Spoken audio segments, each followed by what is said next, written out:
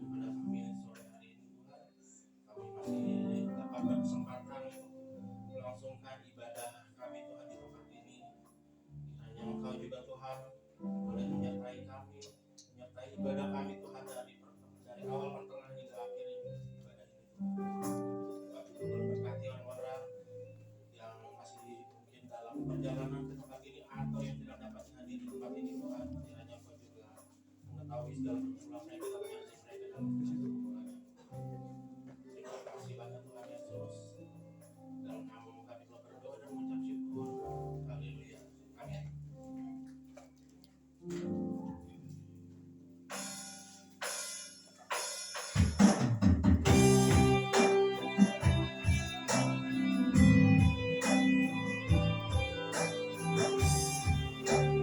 Jemaat, saya persilakan Bapak kami berdiri.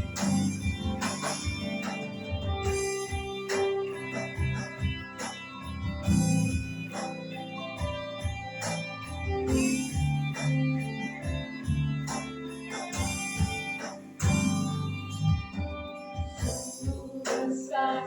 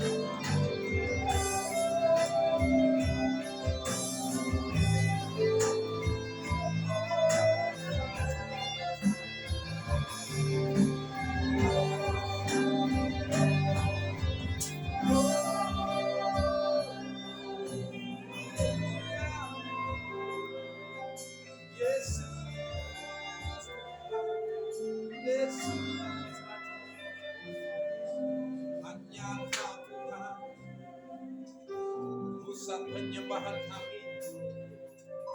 Hanya Kau Tuhan, kota benteng keselamatan. Kau yang memberikan kekuatan.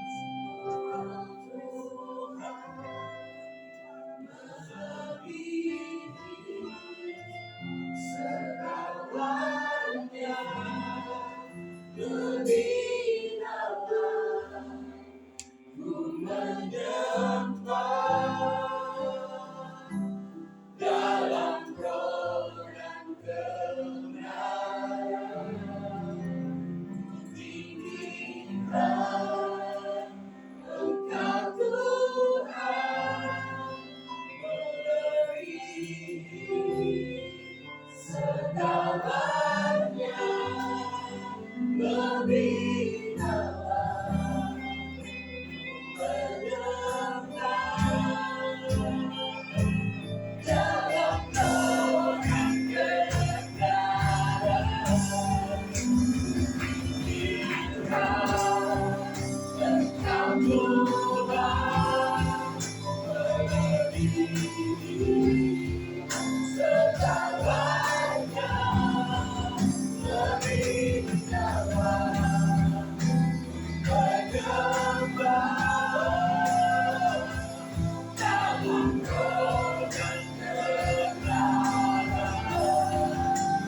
Tinggikan Engkau Tuhan melebihi segalanya, lebih dalam menyembah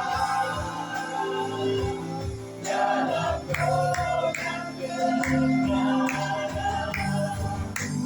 Tinggikan Engkau Tuhan melebihi segalanya, lebih dalam menyembah dalam roh dan kebenaran. Dalam roh dan kebenaran. Dalam roh dan kebenaran selamanya. Haleluya.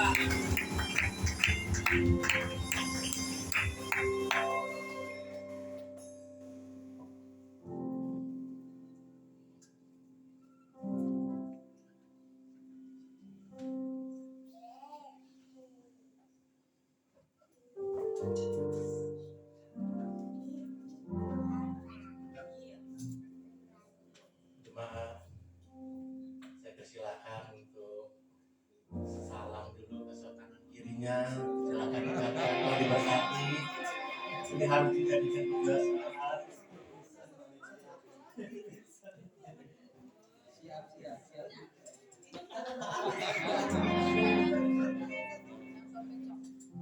Kau terbesar dan mulia, hanya semua perbuatanmu. Kau terbesar dan mulia, biarlah semua memuji.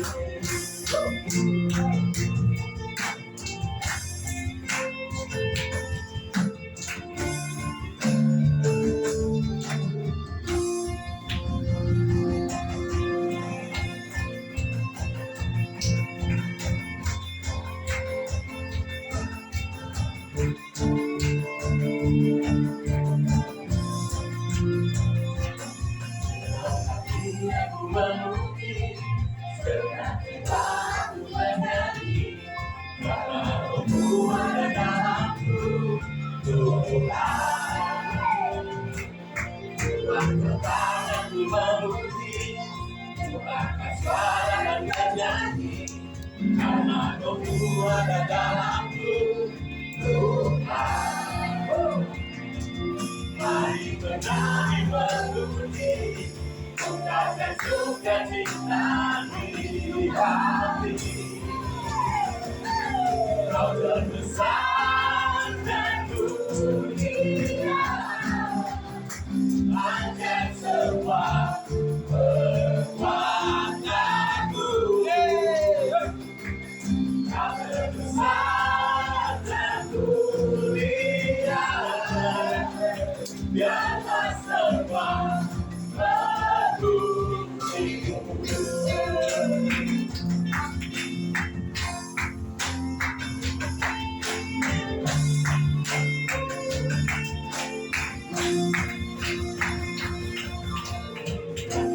Memuji, senang jiwaku bernyanyi, karena Roh-Mu ada dalamku, Tuhan.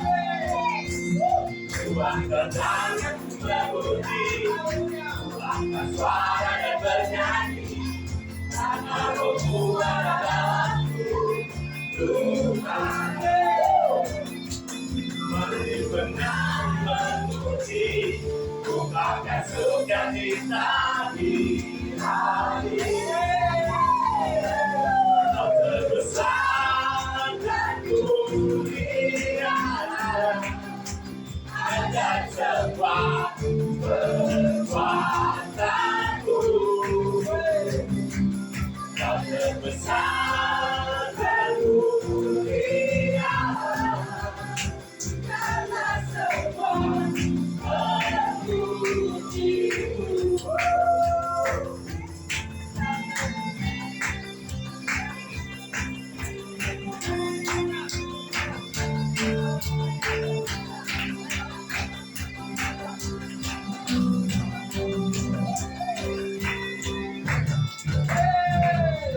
Kau terbesar dan mulia, akan semua kekuatanmu. Kau terbesar dan mulia, biarlah semua memujimu.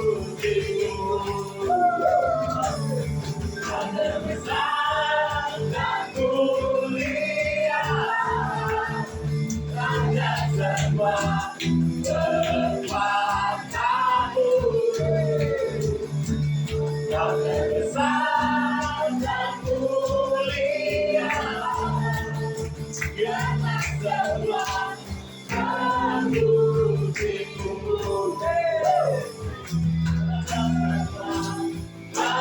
Memujimu, biarlah semua memujimu.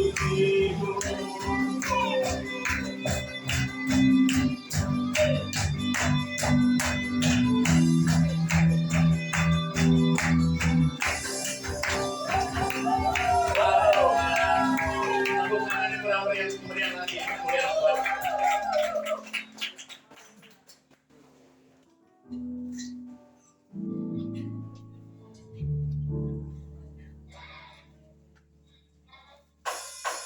ya, lebih semangat lagi ya.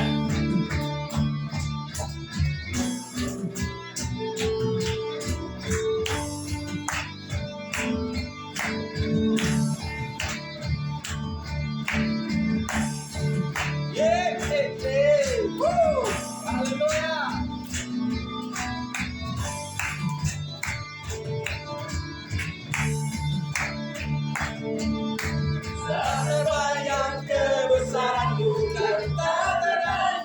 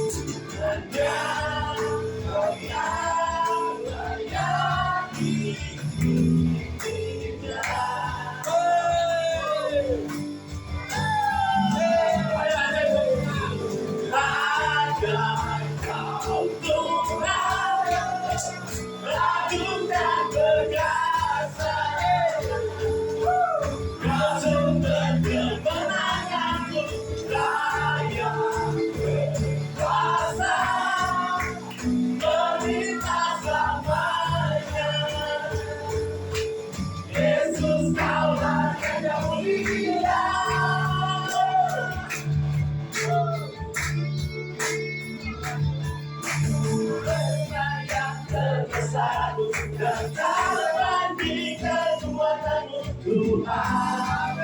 Kemenangan bagiku, semua yang berharapanku, ku serahkan ku kepadamu Tuhan. Kerana atasku hanya Kau yang layak ditinggikan.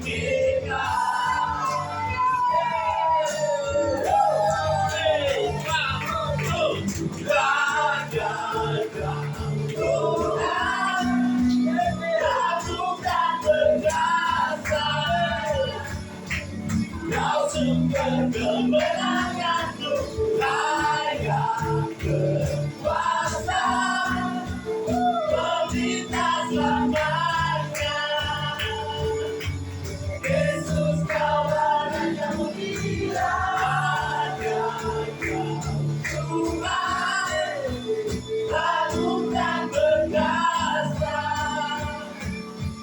Kau sumber kemenanganku, layak berkuasa, pemerintah selamanya. Yesus Kaulah Raja Mulia,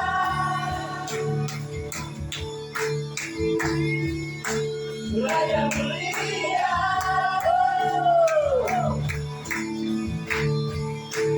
Raja Mulia.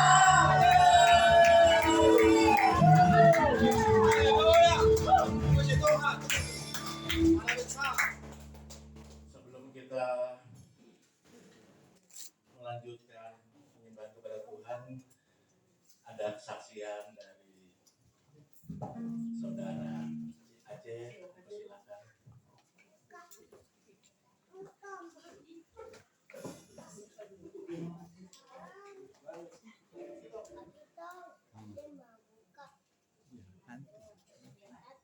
Nanti.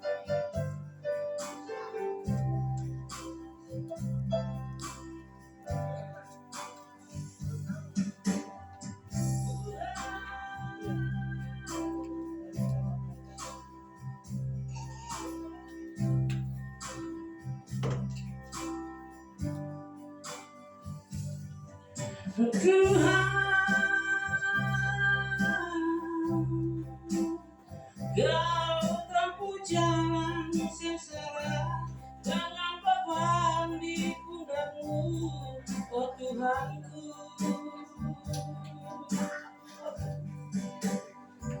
Tubuhmu kena pukulan dan mukamu pernah mudah kalau kami punya dosa.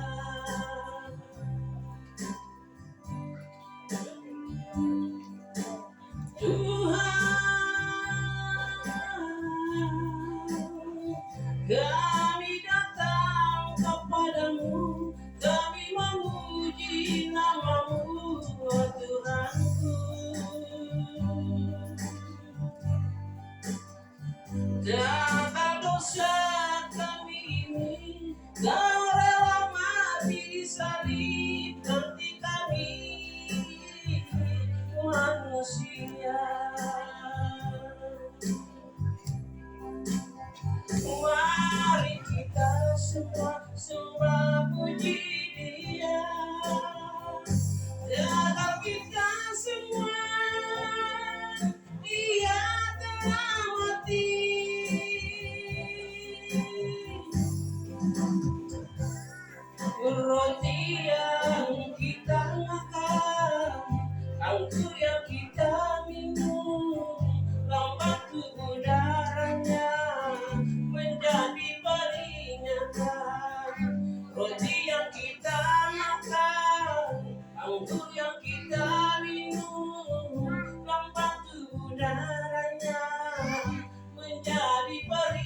datang.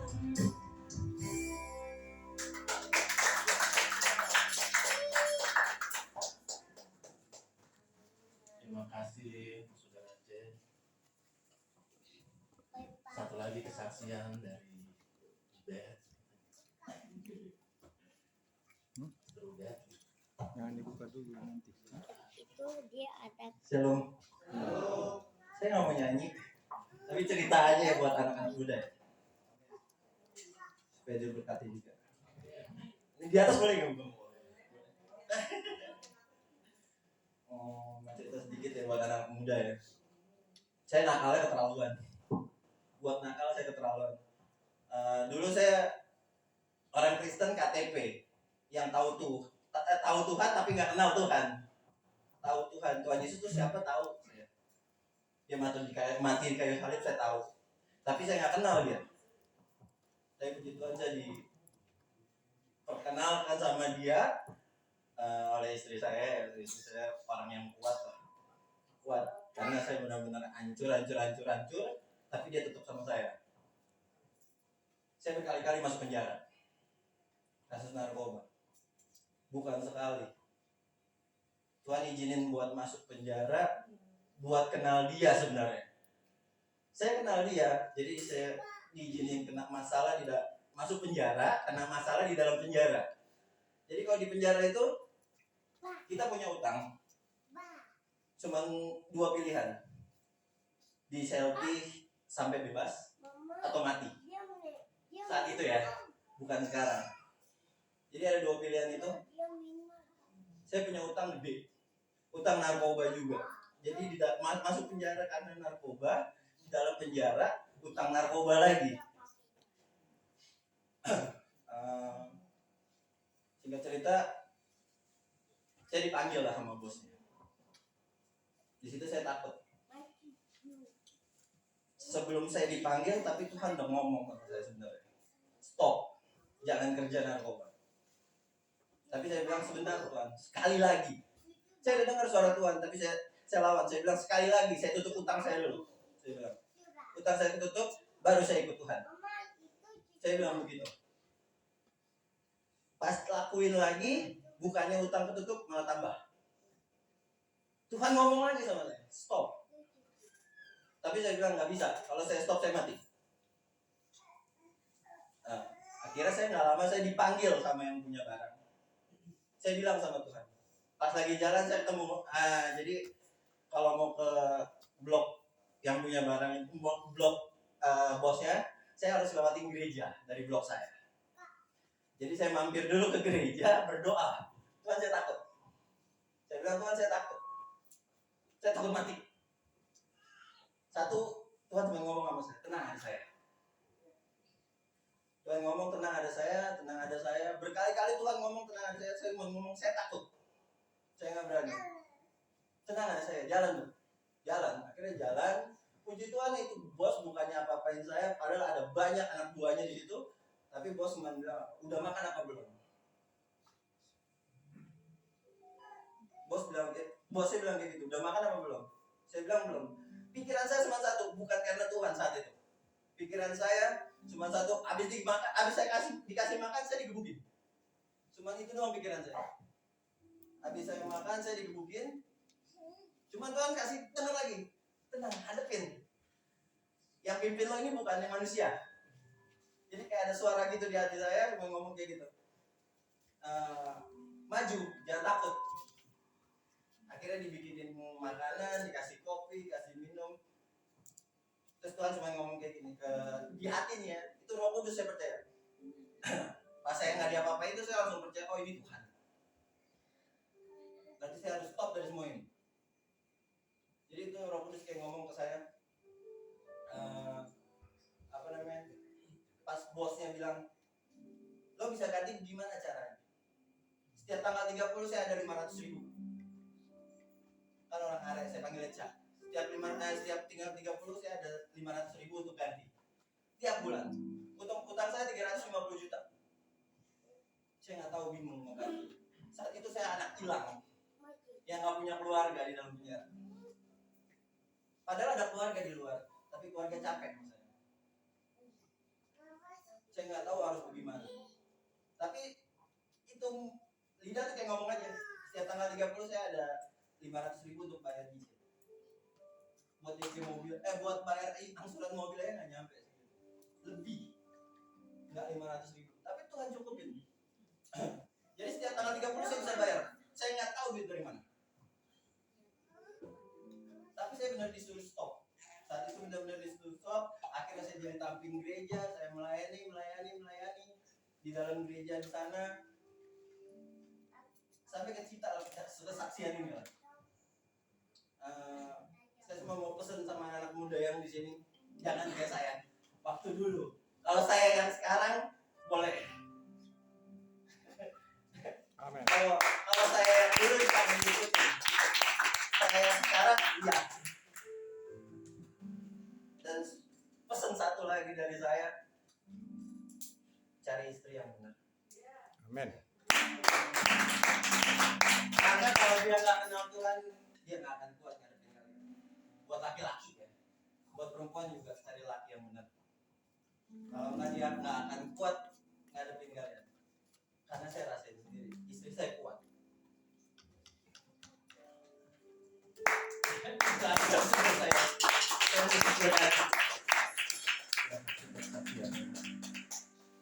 Ada lagi yang mau kesaksian?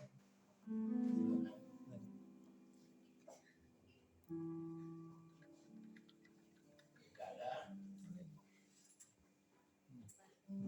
Ibu yang di belakang mau kesaksian.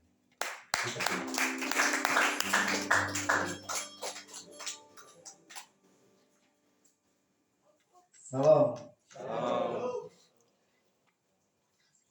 Saya juga tahu harus bersaksi yang bagaimana. Saya tahu Tuhan kita itu Allah yang hidup. Ini kesaksian saya ini. Saya mau bercerita. Tuhan Allah yang kita sembah itu adalah Allah yang hidup. Kebetulan Dia sudah berada di depan kita semua, yaitu Dia hadir di tempat ini.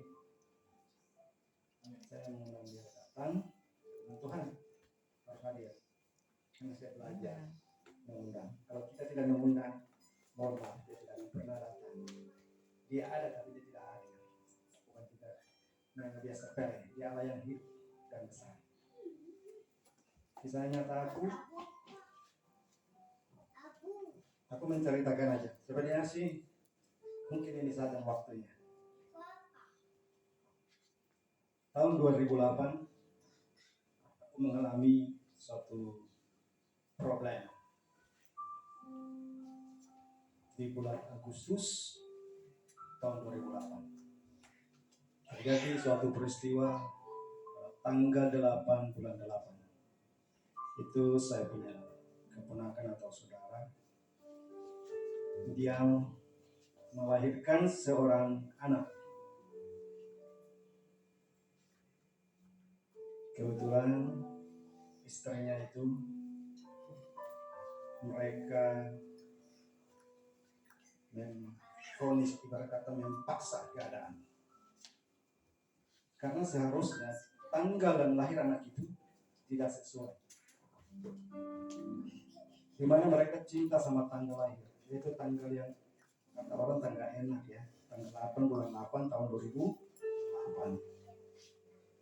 Waktu berjalan, saat tiba dan saatnya si wanita mereka sepakat untuk melakukan namanya sesar.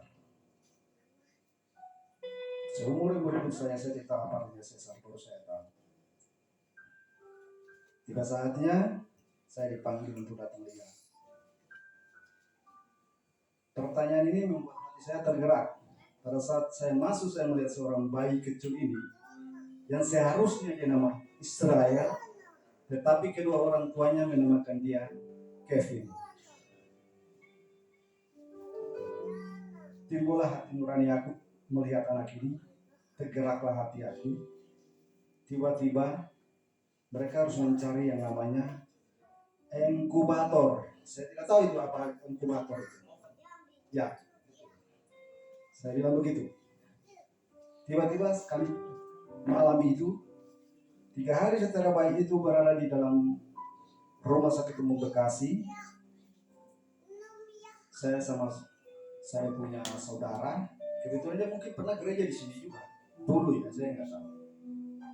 Namanya Om Stefan Wahyu sama istrinya namanya Ani. Tiba-tiba malam itu kami punya satu prinsip, yaitu memuji dan memuliakan Tuhan. Saya tidak tahu itu gimana caranya. Tiba-tiba kami tergerak, kami duduk di lapangan, kami memuliakan Tuhan, hanya memuji dan bernyanyi. Tapi saya tahu Roh Kudus hadir, Tuhan memberikan jalan kepada kami. Saya bilang, Tuhan buka jalan, apapun yang terjadi besok kami harus cari yang namanya rumah sakit. Disinilah yang namanya saya orang bodoh, dan disinilah Tuhan melihat hati, bukan kepintaran. Berdoa, kami menyanyi puji Tuhan sekitar jam 1 sampai jam 2. Saya bilang buat mereka, mari kita pulang. Besok kita harus melangkah mencari yang namanya rumah sakit ini. 3 rumah sakit kami cari. Rumah sakit pertama, Hermina, dia meminta 20 juta. Wow, 20 juta. Saya tidak punya uang sebanyak itu. Kami berjalan lagi ke rumah sakit RA Kartini. Dia minta 15 juta.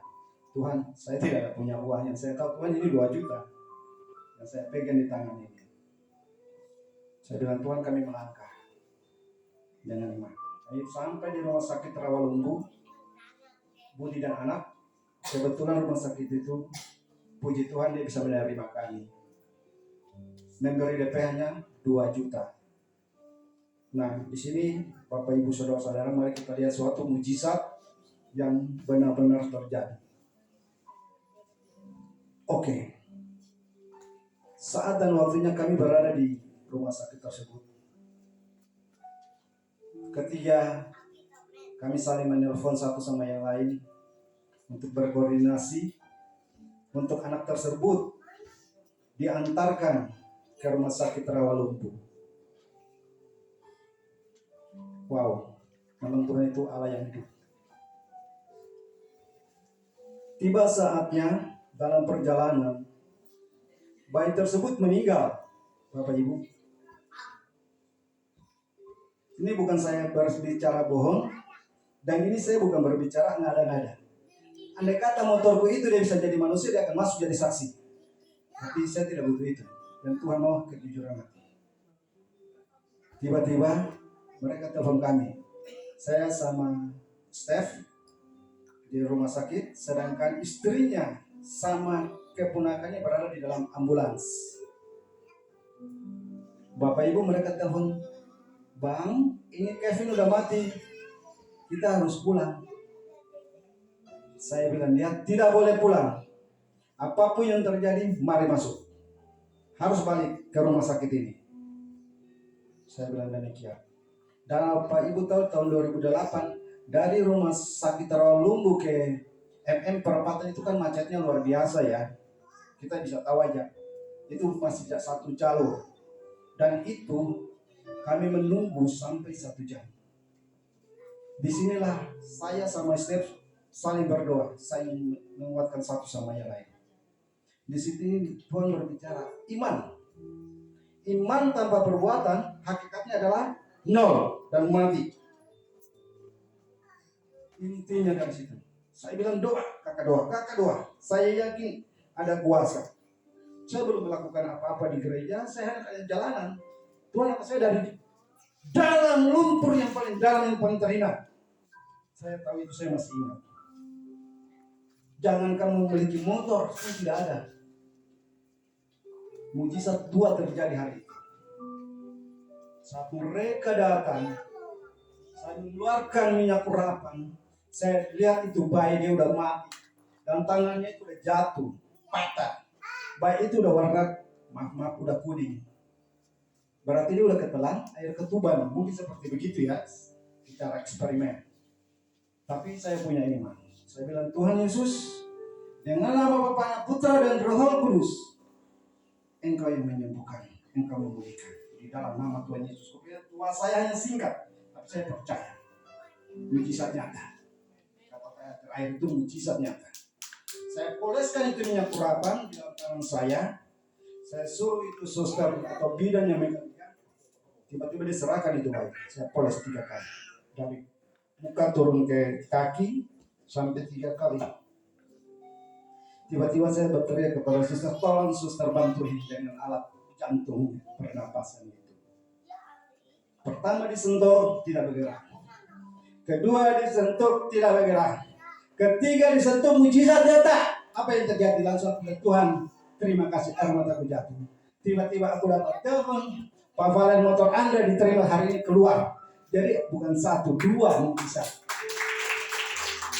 Saya orang bodoh, saya tidak tahu apa-apa. Tapi saya percaya sampai detik ini, sampai saat ini, Tuhan Allah yang kita sembah adalah Allah yang hidup. Dia tidak akan pernah meninggalkan kita sekecil apapun, tidak pernah. Apapun yang terjadi hanya dengan kesaksian saya kecil buat kita semua. Siapapun pasti diberkati Tuhan. Amin. Tapi memuliakan Tuhan. Terima kasih Tuhan memberkati. Haleluya.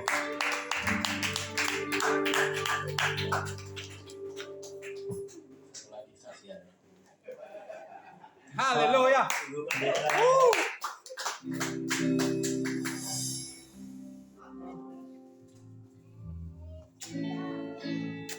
Ku berbahagia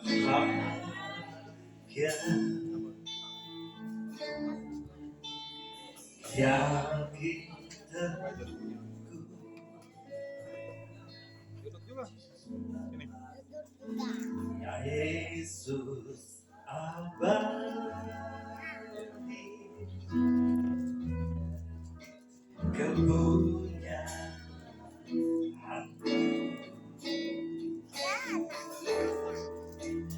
aku warisnya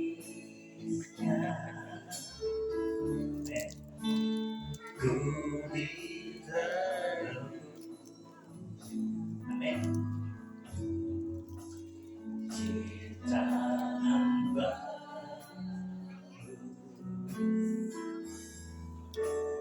Roh Kudus. Mari bersama-sama katakan aku bernyanyi bahagia.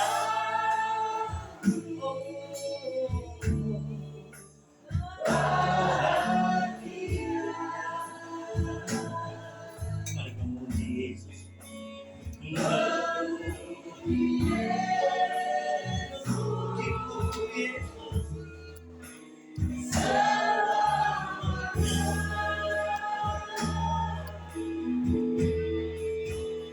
Aku bernyanyi bahagia.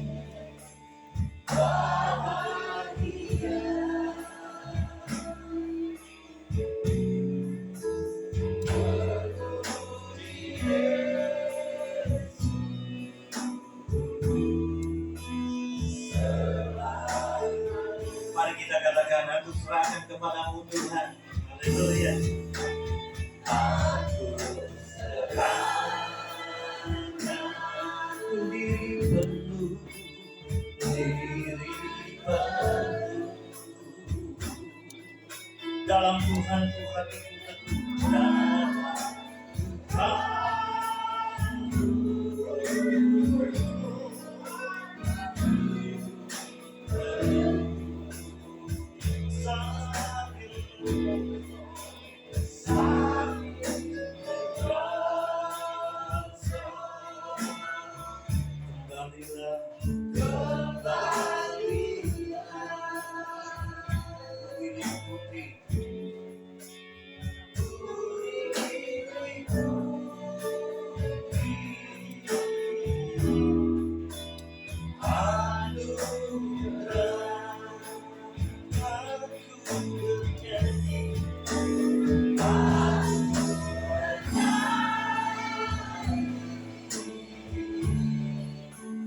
Ah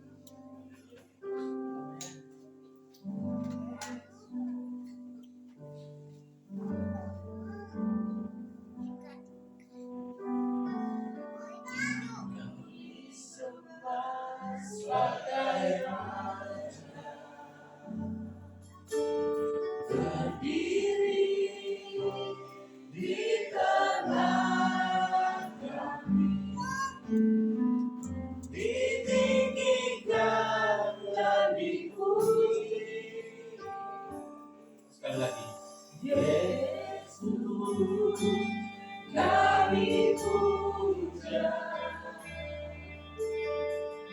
kami sembah sebagai Raja, berdiri di tanah kami, ditinggikan dan dipuji, sembah dan puji menuhi tahta-Mu, sembah dan puji menuhi tahta-Mu, sembah dan puji menuhi tahta-Mu. Yesus Tuhan, Rajalah Raja.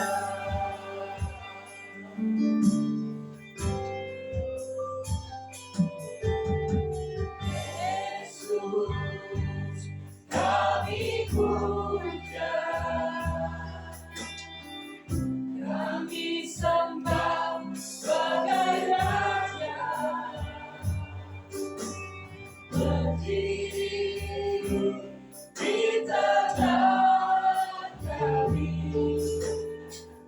ditinggikan dan dipuji, sembah dan puji menuhi tahta-Mu, sembah dan puji menuhi tahta-Mu, sembah dan puji menuhi tahta-Mu. Yesus Tuhan adalah Raja. Sembah dan puji menuhi tahta-Mu, sembah dan puji menuhi tahta-Mu, sembah dan puji menuhi tahta-Mu. Yesus Tuhan adalah Raja. Sembah dan puji menuhi tahta-Mu, sembah dan puji menuhi tahta-Mu, sembah dan puji menuhi tahta-Mu. Yesus Tuhan adalah Yesus Tuhan adalah Raja. Yesus Tuhan adalah Raja. Yesus Tuhan adalah Raja. Yesus Tuhan adalah Raja. Engkau berkuasa dalam hidup kami dan hari lepas kami. Engkau Tuhan yang menjadi kami sepakat merendahkan hati kami. Nama-Mu ditinggikan di tempat ini. Terima kasih karena sudah bertahta di setiap pujian dan penyembahan kami. Sudah hadir membuat kami menjadi lebih kuat di hadapan Tuhan. Sekalipun banyak sekali yang harus kami lalui, tapi kami percaya hari ini kami menang. Bersama dengan Tuhan kami cakap melakukan segala perkara. Tutup bungkus kami semua di tempat ini Tuhan.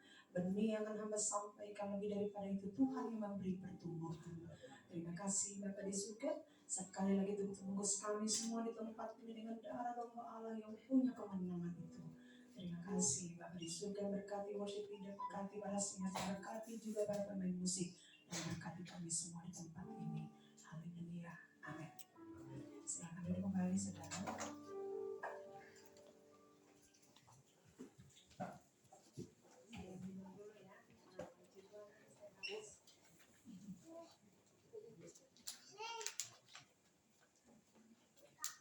Haleluya.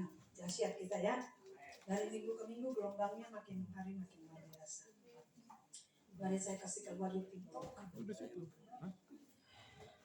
Saya keluarin puji-pujian kita di TikTok dan luar biasa saudara.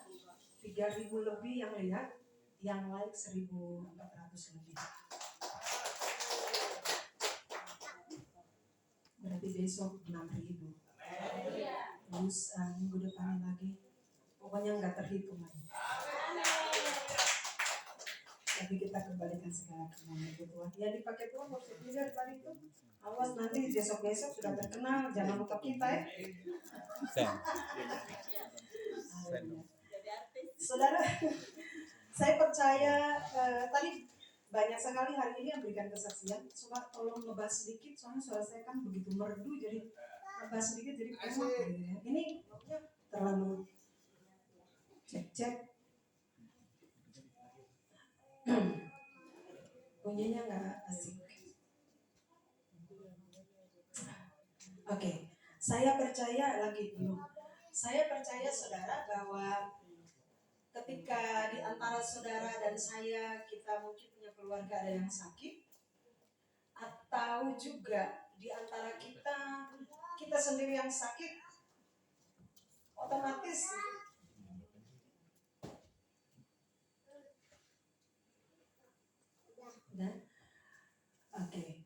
otomatis kita akan cari solusi, benar? Paling tidak kita cari obat, atau mungkin kita ke dokter. Yang pakai BPJS angkat tangan? Pasti kita ke dokter, betul? Kita ke dokter, atau banyak orang mungkin kalau ada yang cancer sampai stadium 4 pasti akan banyak orang kasih masukan dan dia akan lakukan apa aja. Dia akan ada orang yang minum jus mentimun, minum tomat, minum ini semua dia lakukan. Karena sudah pernah saya dengar seperti ini, saudara. Tapi saudara, saya pasti yakin bahwa di antara saudara dan saya ketika ada yang sakit, pasti kita berlarinya yang pertama, oh Tuhan, baru kita cari dokter. Di sini, yang di sini. Atau ada yang langsung lari ke dukun, langsung kita sumur, ada? Enggak ya? Sekarang udah gak musim dukun lagi, kita stop ya. Sekarang musimnya lari ke Tuhan, karena hanya dekat Allah saja aku tenang. Amin. Jadi saudara, tadi kesaksian Bung Valen dan kesaksian banyak sekali kita semua di sini. Roh Kudus itu luar biasa. Lagi-lagi tadi dalam perjalanan saya di pusat, saya sepanjang jalan saya bilang, Tuhan itu luar biasa. Dan hari ini betul, lagi-lagi Tuhan buat sesuatu yang luar biasa. Semua kesaksian itu connect dengan firman Tuhan hari ini, saudara. Kenapa saya opening dengan sakit? Karena firman Tuhan hari ini ada menyangkut dengan ini, saudara. Percaya saja. Tema kita bulan ini adalah mujizat. Tuhan bilang percaya saja. Percaya saja. Saudara, kita buka di Markus pasal 5 ayat 21.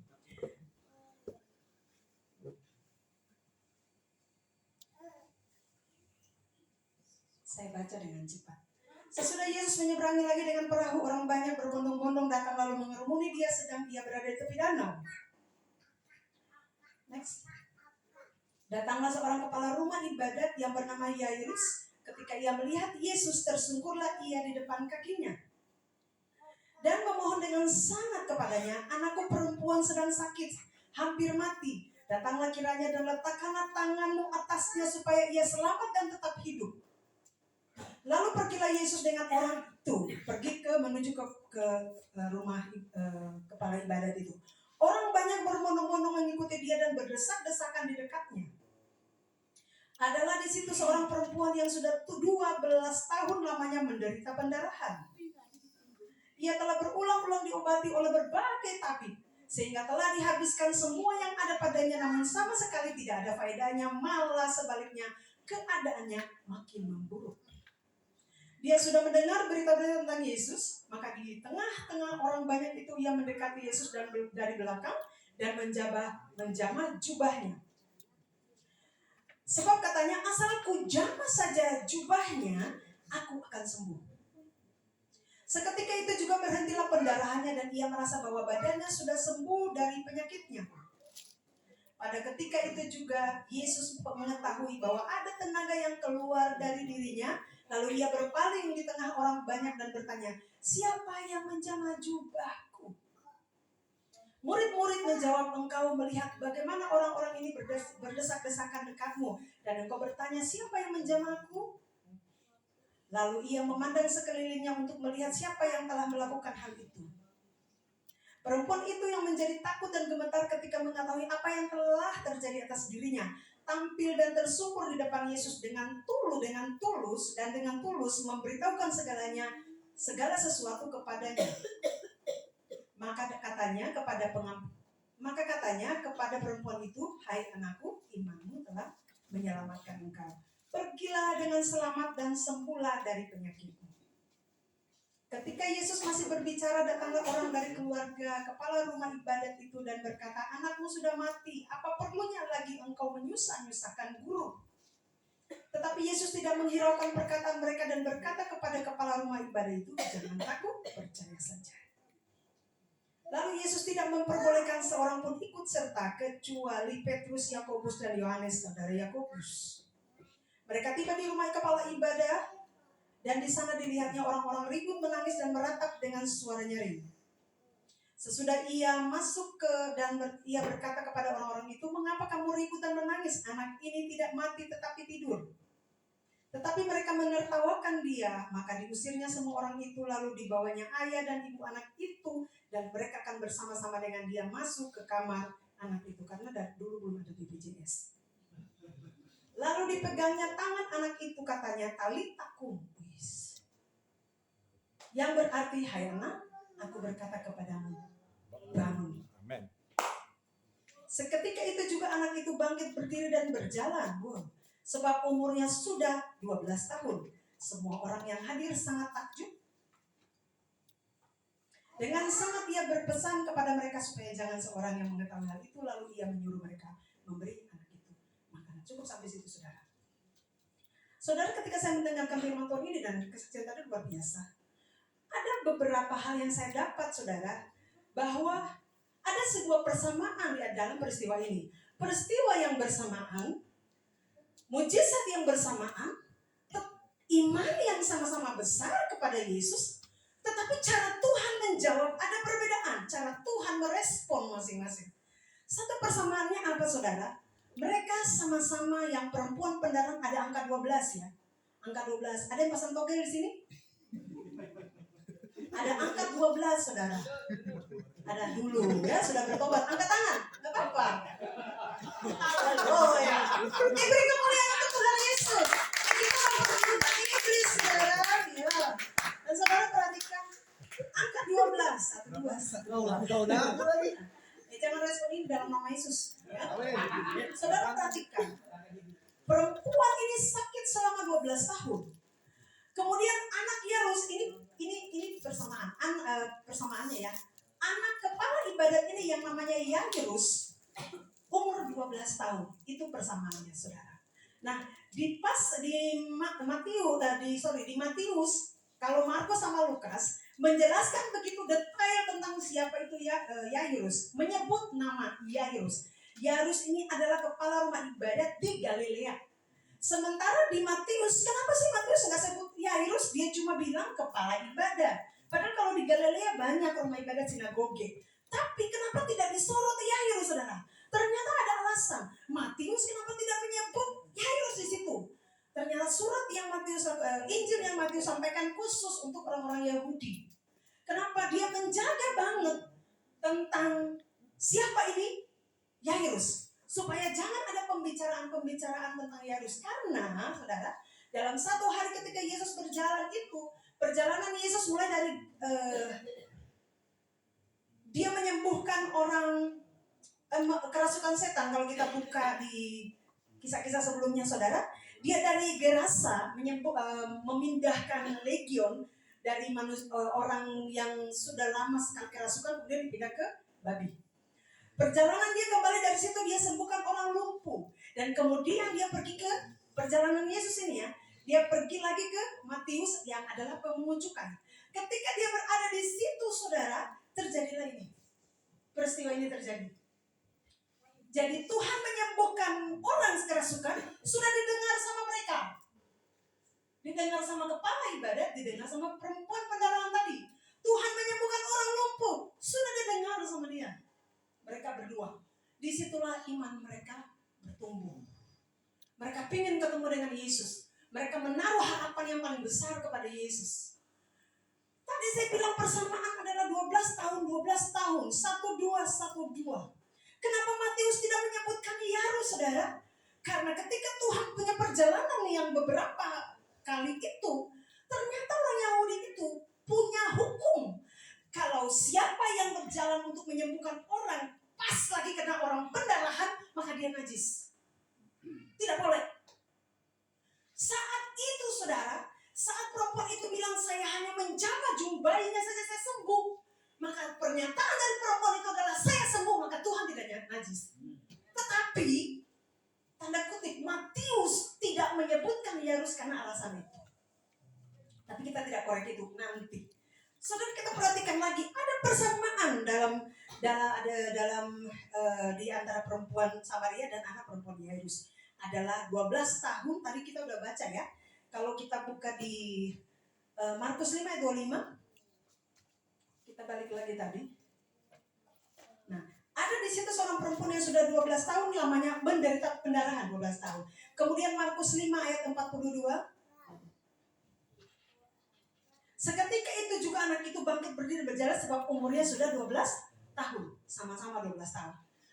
Perbedaannya, tadi persamaan. Sekarang perbedaannya adalah cara Yesus menyelesaikan peristiwa yang terjadi saat yang bersamaan.